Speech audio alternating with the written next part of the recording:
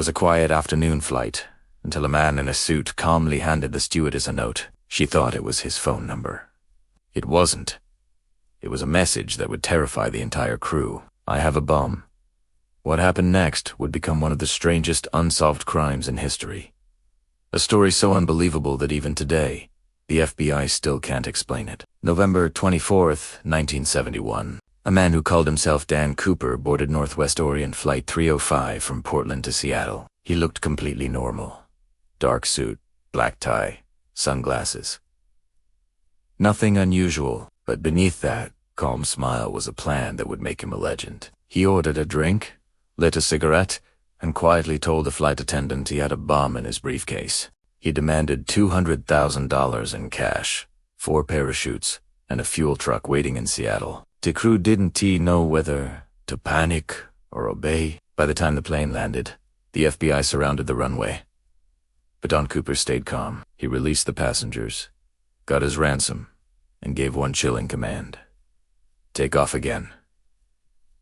What happened next has haunted investigators for over 50 years, and no one knows for sure what became of him. Let's uncover the truth behind the man who vanished into the sky. As the plane took off once again, the passengers were gone. Only the flight crew and the mysterious man remained on board. He told them to head toward Mexico City, but at a low altitude and slow speed. It was clear he knew what he was doing. The pilots noticed he spoke with confidence, like a professional.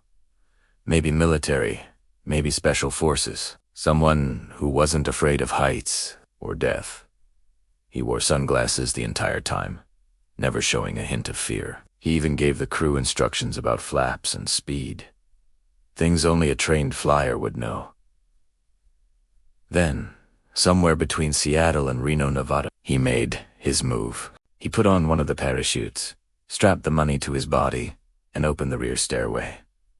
Cold air rushed in. The storm outside was fierce, freezing rain, thunder, and total darkness. And then, he jumped out of a moving plane into the night sky, carrying $200,000, and disappeared. When the plane landed hours later, the rear stairs were still open, flapping in the wind. But there was no sign of Don Cooper. He was gone, as if the sky had swallowed him whole. The moment the plane landed, chaos erupted. The FBI launched what they called New York, the most expensive and extensive manhunt in American history. They interviewed every passenger, every flight attendant, every person who had bought a ticket that day. One woman swore he looked polite, calm like someone's uncle. Another said his hands never shook. Hundreds of agents searched forests, rivers, and mountain valleys along the flight path. Helicopters, dogs, divers, nothing. No parachute, no body, no money. It was as if he had vanished mid. People began spinning theories. Was he a former paratrooper? A pilot who knew how to fly through storms? Or was he even real at all? A ghost? A cover-up? A government secret? Yes. Pass. In 1980, a young boy camping near the Columbia River found $5,800 in decayed $20 bills, still bound by rubber bands. The serial numbers matched the ransom money. The FBI was stunned.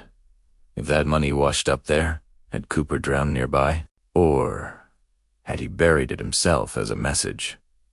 A taunt. Nobody knew. And with every year that passed, D.B. Cooper became less of a suspect and more of a myth. Over the decades, dozens of people have claimed to know who D.B. Cooper was. Some say he was a former military man named Dwayne Weber.